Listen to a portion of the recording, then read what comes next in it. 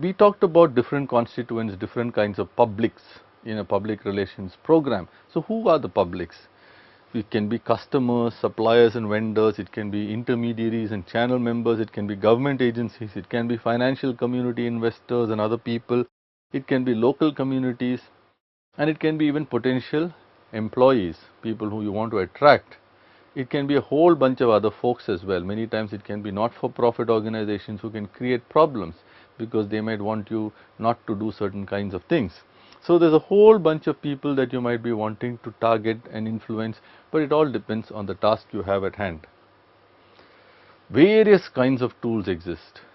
Like I mentioned, press relations was a the most common way people understood public relations. So right on top of the list you have press conferences, press releases or press kits, which are more composite, more consolidated kind of material given to select press folks to get a certain kind of story across. Can also include lobbying. There are, for example, if you take the mobile phones, there is one lobby which represents an association which represents the GSM, so-called the GSM lobby, and another which represents the CDMA lobby. Similarly, in pharmaceuticals, you seem to have one association which represents more the Indian manufacturers, another one which represents more the foreign manufacturers. So, and they all want to get certain kinds of things done with, through, by the government. Okay, typically it's mostly aimed at the government, or it can also be sometimes aimed at other kinds of key influencing bodies. There's many times people also have educational workshops, training programs, and it's very common to have these nowadays because that helps people understand a lot better. For example, if somebody is bringing out new kinds of financial instruments, it's good to have investor awareness and education programs.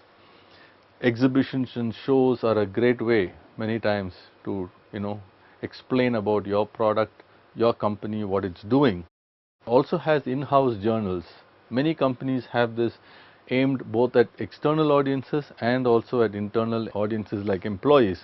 People can also have sponsorships of various events, industry body oriented events or third party oriented events or things like that.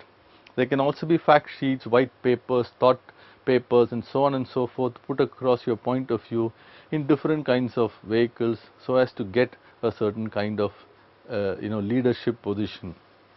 There can be many kinds of industry relations programs, special events, and today particularly online communication, especially in certain areas in the West, it has become a whole new ball game altogether, because many times companies sometimes are not even part of the conversation. So, online is becoming a completely different creature, and it's slowly taking on some importance even in India.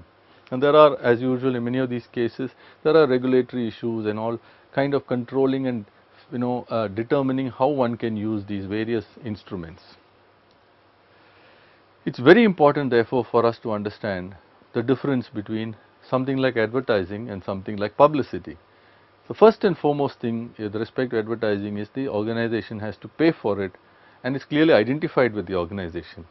And the second, in the terms of publicity, one need not pay for it, because you might get publicity for some reason or the other, when you don't pay a penny for it. As I said earlier, in the case of advertising, a company, a brand is clearly identified with it.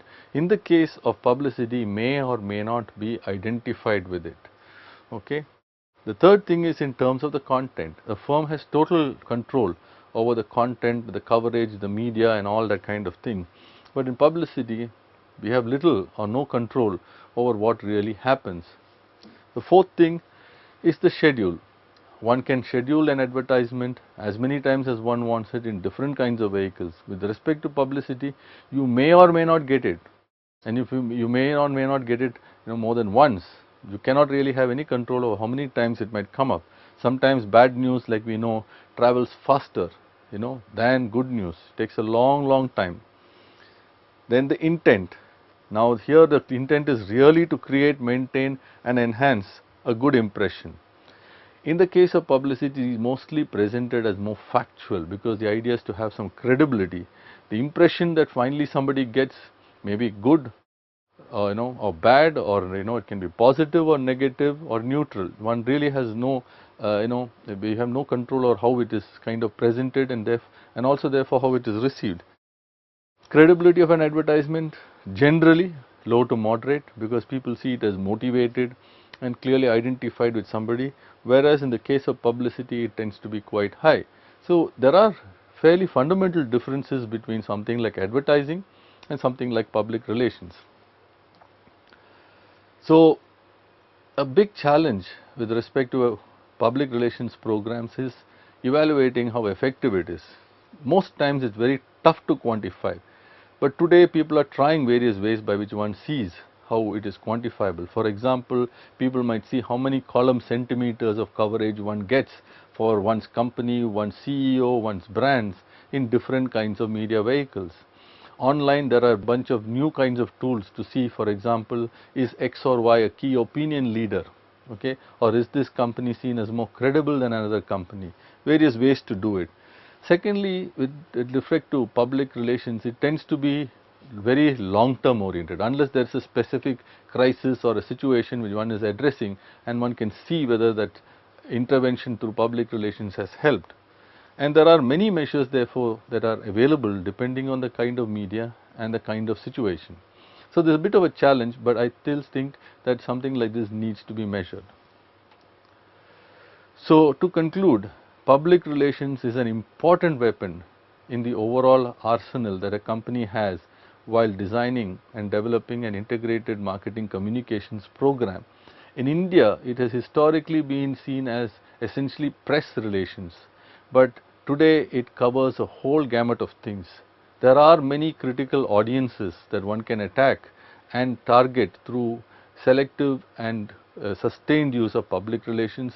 As we have seen, there are very critical differences between public relations and advertising, very fundamental in nature, and one has to use public relations judiciously and selectively in order to create and sustain a favorable impression of one's companies and brands.